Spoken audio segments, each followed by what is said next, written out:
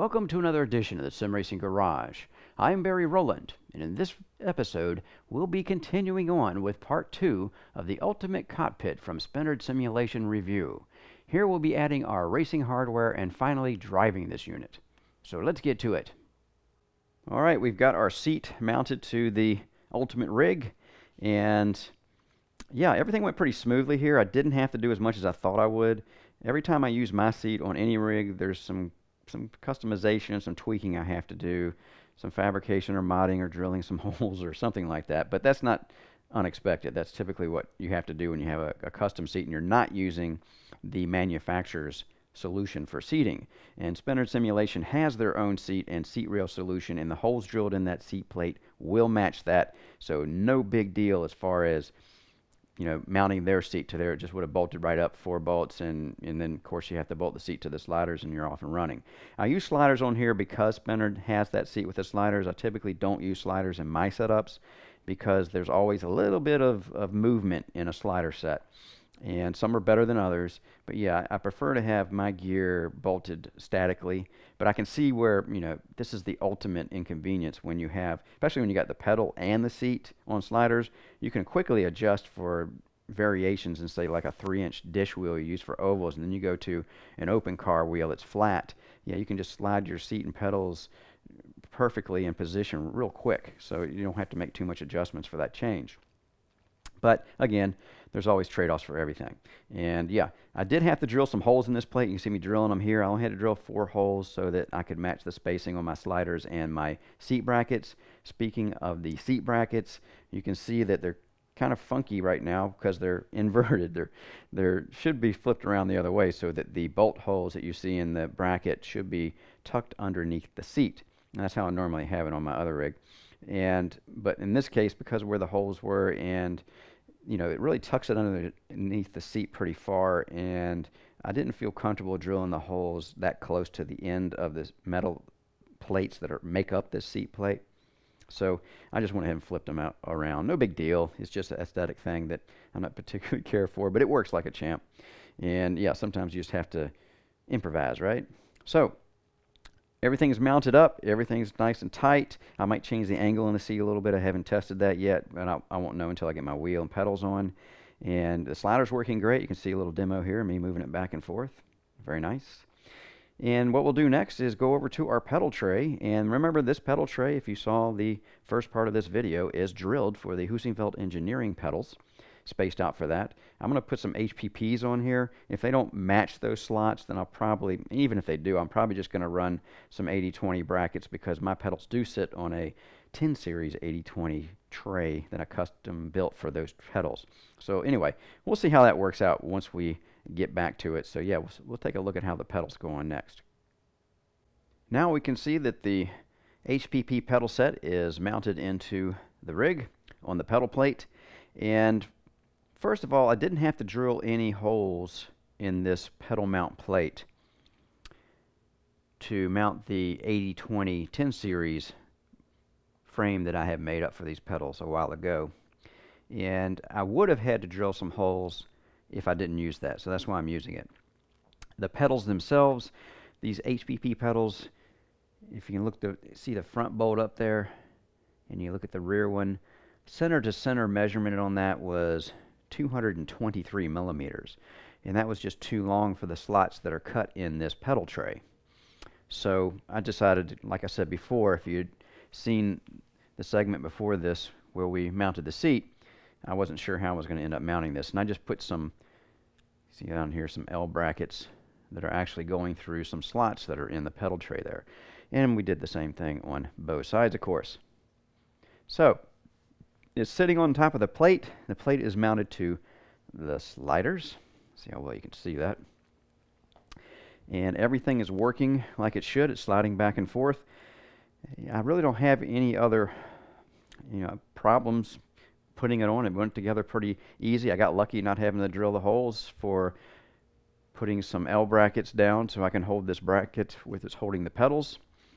And here we see we have the handle so we can use the sliders and make it go back and forth, and it works fine. Only concern is, just like I said before with the seat sliders, is the pedals mounted to sliders. There could be some play in it, but we won't know that until I actually get in here and, you know, have the wheel and everything mounted, everything dialed in, and then actually driving it and using everything. Then we'll take a look at what's going on with the pedal and the seat and stuff as far as the sliders. I can tell you this right now, just from using the sliders and sliding it back and forth, the sliders on this pedal tray aren't quite as tight as the sliders on the seat back here.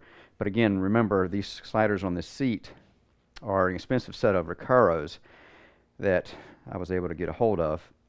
And yeah, so I don't know, you can tell there is a difference in the tolerances on the builds on the slider sets. But anyway, we'll get to that once we're actually on here driving it. We'll just keep walking around here and show it.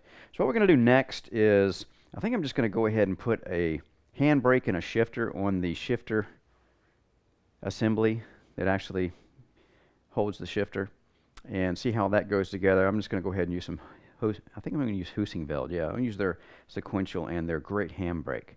So we'll get to that segment next. All right, now we've got the Husingveld handbrake and Husingveld sequential shifter mounted to this shifter platform, or shifter mount, if you will. And I'm not sure if this is going to be the final position that I have this mounted in, but we're just going to have to wait till we get the steering wheel system mounted up and a steering wheel attached, and then I'll see where I need to be as far as making an easy reach and such. It's very nice that the way he's cut that plate out, and if you saw the part 1 video of this review, you would have seen that plate in detail. Now, I got 4 bolts in both sides of this handbrake. We'll come around the side here and look. You can see them down there. And also have 2 bolts that are going through that square bar, that 1-inch, 1/8-inch thick bar that's grabbing the mount on the Husingveld sequential shifter. Let's come around here and take another look around it. Might as well just do a 360 all the way around it so you can see. And you can see the bolts right there that are going through that pipe and through the bracket on the HE sequential shifter. I've already had my hands on this, just kind of sitting there and playing with it, and yeah, it feels pretty good already. The reach on the handbrake, you know, I really can't tell if that's going to be too far forward of the shifter or not. Of course, you can adapt to anything when you're driving, obviously, but I would have liked to see it come back just a bit, but I don't really think it's going to affect the actual driving performance. But again, that's something I might change my mind on either way once I'm in here driving. So yeah, so now we've got the shifter and the handbrake mounted, and all we got to do now is get a direct drive wheel on this wheel deck. And I'm going to put I'm going to use an OSW kit. I'm going to use the great Simu Cube OSW kit that I have, that has the MIG 20 Newton meter motor, because I want to put something heavy on here and just see how this wheel plate up here is going to be able to handle that base and handle it while it's driving under full torque. So we'll get to the wheelbase installation next. Alright, so now we're back, and yeah, we've got the OSW wheel mounted, and yeah, unfortunately I had to drill some more holes here. The flanges you see here are just a bit wide of the holes that are in this tray already. That'll fit a Logitech. It'll fit an AccuForce with its mounting bracket, and Thrustmaster series, and even Fanatic. It's drilled for that, but not for this Simu Cube OSW, or it's just a MIG 20 really, with the standard mounting hardware that comes with those kits. And yeah, it's just drilling 4 more holes. You can see here it's really not that big of a deal. You know, it's just another, get the drill out, get the bit out, and mark it. Make sure you mark it is the hardest part. And yeah, we got it all done. So yeah, we'll just walk around here, and we've got our shifter, we've got our pedals set up. Of course, our seat is ready to go. Let me kind of scoot around here, and you can see the bolts on the other side. So yeah, it went pretty smoothly. Not that, like I said, not that big of a deal to have to drill a few holes. I'm quite used to it, especially with the amount of reviews and things that I do. So we're ready to go. All we have to do now is set up all of our wiring for our shifters and pedals and wheels and such. And yeah, we'll be ready to go after that. And another thing, I'm kind of like head level now, but you can see that the monitors are going to have to come down a bit, because my other rig sits high, And yeah, this one sits very low to the ground. She is a low rider, no doubt about it. So anyway, I think it's looking pretty good here. I don't know about you guys. And it's still solid as a rock. And of course, we're putting this extra weight of this hardware on it. Doesn't hurt that at all. So yeah, when we come back, we're going to have everything hooked up and see how my sitting position is before we get into actually driving and see how this rig feels and operates. Now I'm going to do a quick little segment here on the ergonomics of this rig, and I've already got it kind of set up where I want to. So I'm just going to kind of slide in here and try to keep my mic radio from getting pinched in the back seat. Okay, here we go. All right, first off, it wasn't that difficult to get my leg position or my pedal position correct. I have my pedals now. My ankles are at a good angle to these pedals. And yeah, the steering wheel is good as far as height. And I got a little bit of tilt on it. And this is typically how I'll drive. My knuckles will be just even with my eyes, and I kind of look over them when I'm making turns. And my thumb, where it's in the wheel here, will actually be level with my shoulder. I don't know how that's looking on the video, but it is. I can tell just by looking at my shoulder and my thumb here. So yeah, that feels like a good position for me, and I'm sitting down in the pocket of the seat here. And yeah, the pedals are good. And other than that, everything seems to be pretty nice as far as ergonomics, except for the shifter brake assembly over here, or platform. And you'll see that to reach the shifter, where this Husingville shifter is mounted, I can reach it okay, but you can see I'm kind of extended out here with my arm to be able to shift it. I mean, obviously I can do it. It's you know, not like I can't do it, but it's just I'd rather have it somewhere maybe around here, maybe a little more level with the wheel here as far as moving it back towards me. And also the handbrake, of course, you can see the way it's mounted, and it's got. I like the mount the way it's pre-drilled for this, but it's a bit of a reach to go get my brake pad, rather my handbrake. So I would do this when it comes to this, because I'm not sure, he could make a longer extension, I suppose, or a longer bar here for the shifter assembly, and that would bring it back a little bit. Or what I would do, if this was gonna be the rig that I drove all the time, I would probably do something with this armrest over here. I would probably drill some holes and maybe mount some 80/20 profile to it. And then, of course, you can see it's extended pretty far off the bottom of this. It actually can drop down, and you can actually swing it around so it's back like this. So if you look over on this one, it's sitting over here, hence the armrest designation. But you could also, and again, you've also seen that this could actually be like a throttle control too, which I would flip it around for that, I think. But it gives you some options here, and that's what I like about this frame, even though it's not great for me in this position here. And by the way, I have this tray here, or the actual plate that this is mounted to, extended as far as I can off this bar, so it can't extend any further than that. Right. I mean, it's doable, but yeah, it's a bit of a reach for me. And I'm not, I'm not a very tall guy. I'm 5'8", 147 pounds. So yeah, if somebody was a little taller, like 6 foot, they probably wouldn't have any issue with that. But again, I think I would go ahead and set something up on this tray right here, as far as ergonomically speaking, to get my shifter a little bit closer, maybe spin it around. We'd have to wait and see, if you did that, how it would end up. Right. So ergonomics feels pretty good, actually. I like what I'm feeling here. And I like the fact that, again, we can adjust the pedals, and we can adjust the seat, sliding it back and forth. Like I said before, if I needed to change out a steering wheel, it had a deeper dish on it. It's no big deal for me to just go ahead and pick up and move this back to where I need it to be moved. Of course, it pops into position there. Right. Another observation. In like all sliders, the sliders up front here, well, maybe not all sliders, actually. I just found that out, and I'll tell you guys what I'm talking about here in a second. The tray here is very stiff. The pedal tray, the steel plate that we saw in part 1, you saw the little angle, pieces of metal of angle that are on the bottom of it and welded to it to give it reinforcement and strength. And the tray itself that goes across the bottom is very stiff, but we're using sliders. And anytime you use sliders, there's a potential, and probably going to be actually a little bit of wobble or movement in them. And I'm going to try to get the right angle here and show you guys this. I'm just pushing this with my toes, and you can see from the other pedal angle, my other camera angle over here, that it's moving. Now, it's not the tray that's moving. The top part of the plate's not moving. The bottom part of the plate's not moving. What's moving is the actual sliders, and they're just moving around. And they're locked in position because you can push them and they're not going anywhere.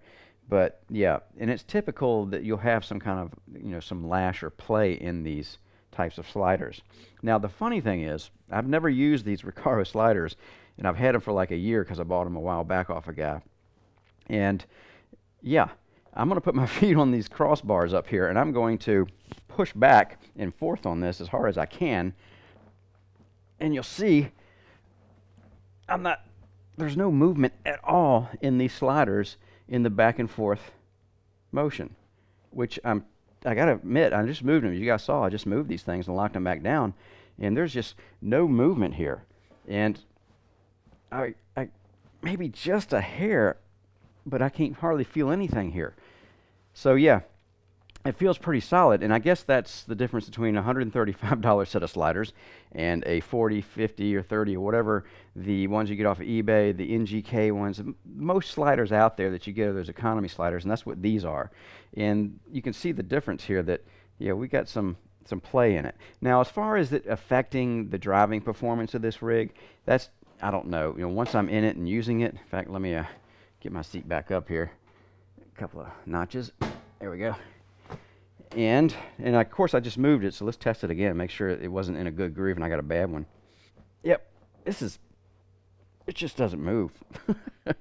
I'm impressed with these Recaros. I'm not impressed with the price of them, but I am impressed with the performance. Right, so now, yeah, I'm in a good position here, and when I brake, yeah, I do have some flex in this, but it's not the plate here. It's the flex in the actual, and you might be able to see that from the front too. A little bit of flex in that from the sliders also. And yeah, there's also a little flex because I don't have this tray, my pedal assembly that's underneath and holding the pedals is 80/20 profile. I need to put 2 more pieces of corner bracket down on the front here, I think, and drill some holes, but this is not going to be my regular drive everyday rig, so I don't know if I'm going to do that or not. So anyway, it's not totally in the runners on these sliders actually, and I just wanted to make sure you guys understood that. But there is some, and you can see that in the other angle camera shot that I have here, that it's moving a little bit. Now again, is that going to affect performance in driving? When I'm driving this, probably not, because we get used to what a brake pedal feels like when you're driving, and you just naturally adapt to it. But yeah, that's one thing I would like to see improved on this. If you're going to use sliders on a rig, you need to make sure that you use the best quality one that you can, especially at the price point that this rig comes in at. Yeah, I would say that, yeah, you need to I'd like to see a set of these Recaros on the front of this for the pedal tray. I think that would be a good way to go on this. Anyway, so yeah, other than that, everything, I don't have any just a little bit. If I put a lot of pressure on, I can make this move a little bit. But yeah, I'm thinking that, yeah, it's not going to, once you're driving it, I don't think it's going to affect anything, but we won't know for sure until I am driving it. So yeah, I guess that's about it. Yeah, I'm happy with it in general, except for the sliders that they use in this pedal tray. Everything else is pretty good. And the ergonomic situation I have with the shifters here, which again, like I said, I could cure that with using this plate right here and just mounting a system here where I could use it for whatever I needed, whichever shifter I needed, I suppose. So what we'll do next is, I just want to, like I said, I just want to show you some thoughts I had about the ergonomics and the actual operation of everything in here. And the screws work great as far as tightening things down, but because there's powder coating on this frame, when you slide it in and you first screw it down tight, you're going to be able to move it around a little bit by putting pressure on it. You just retighten the screws, and you keep doing that until you wear away this powder coating. And that's the only minor drawback with powder coating. It looks great, the whole rig looks great, but when you start putting it into, slide it inside of another pole like this, or rather rail, then you're going to have to, that powder coating is obviously not as hard as steel, and it's going to flex a little bit until you wear past it. And that's what I've done. I just kept moving things and then tightening it back down, and now everything is very solid. Even this shifter plate up here is very solid. So what we'll do next, again, is just go ahead and wire everything up, and we'll do some driving, and yeah, then we'll see what we think then. So here we are in iRacing at Sebring, and we're in the Ferrari 488, and this is a demonstration for the wheel mount, and I've got, you can see here, I'm just going through the turn 17, the infamous turn 17 with all the bumps, and you can see that wheel deck is not moving at all. And that's good because I have this midge 20, or the small midge, the 20 Newton meter midge, at 100% in the driver, and I've got it cranked up rather enough in iRacing to where I wouldn't normally drive with that too much force, because I did want to test it and see if it could handle those kind of forces. And yeah, you can see here it's not moving at all. And I would normally not drive at this level. I would still have the driver at 100%, but I would have the in-game force feedback reduced a bit, because it's just a little bit too much to try to do a full race at this kind of level of force feedback for me anyway. And it's doing a great job. Like I said before, you can't see any movement in here, and that's always a good thing. You can see the wheels jumping a little bit because I do have it turned up pretty good. But yeah, and the pedals, actually, there is some movement in the pedals when I'm hitting the brake, but just like I said before, that you kind of get used to that anyway, and I could tighten that up as far as the 80-20 profile. If you saw the previous segment and we discussed that, how the 80-20 profile that I'm using to mount my pedals to this pedal tray could use a couple more brackets to make sure it doesn't move. But the tray is not moving. The bottom part of the tray assembly that's bolted directly to the frame is not moving. But yeah, the sliders are giving us some movement, along with, like I said before, the 80-20 profile needs to be better secured.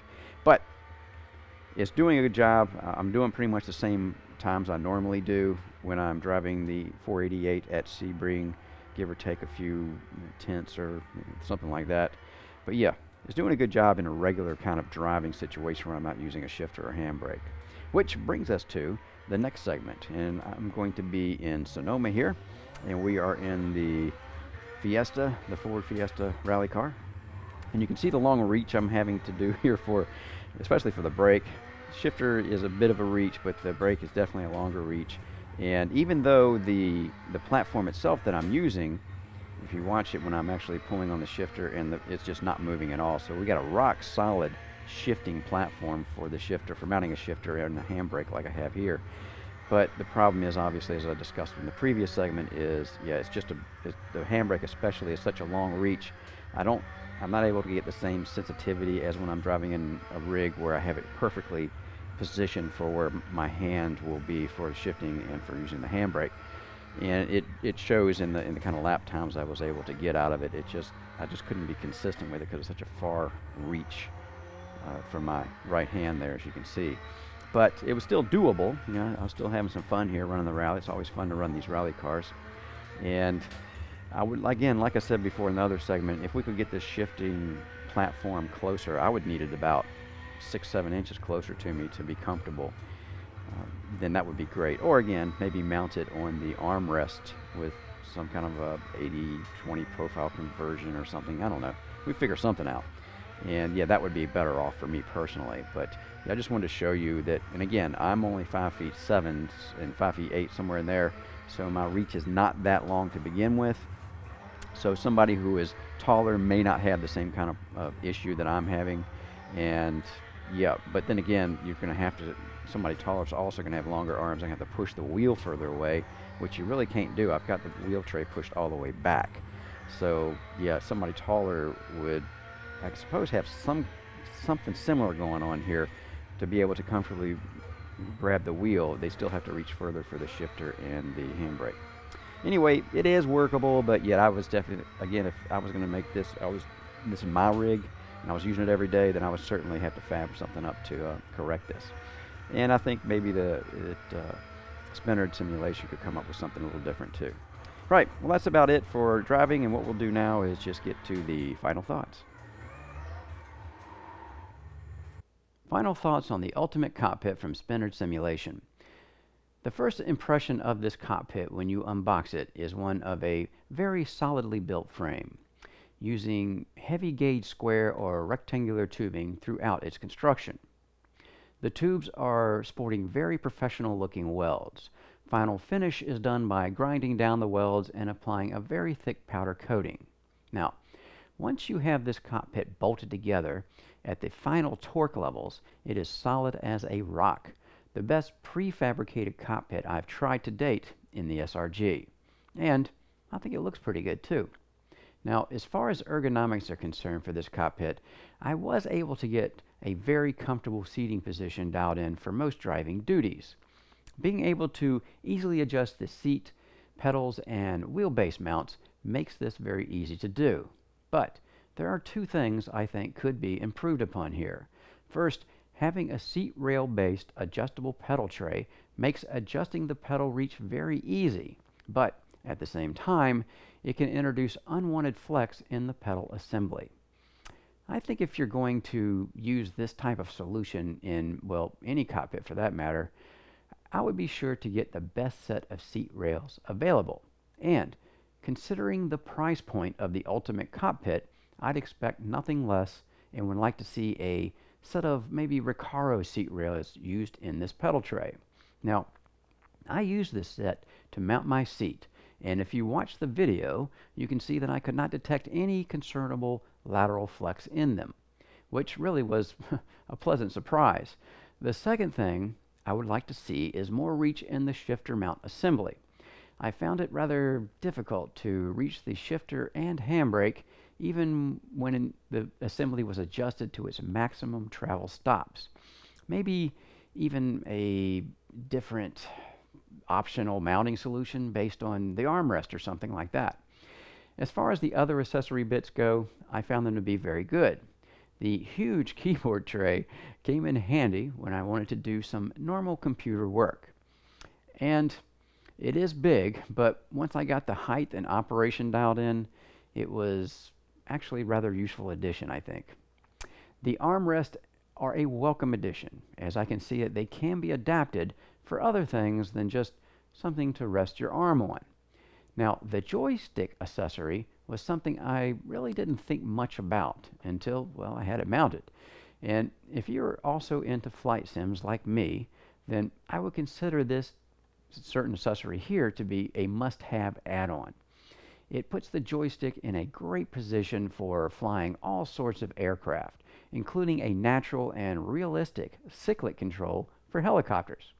Overall, I like this cockpit. With just a couple of fixes for the pedal tray and the shifter mount, I could see myself being quite happy using this cockpit. I'm Barry Rowland. Thanks again for watching the Sim Racing Garage channel. And don't forget to hit the subscribe button. And if you would like to support what we do here at the SRG, visit our website at simracinggarage.com.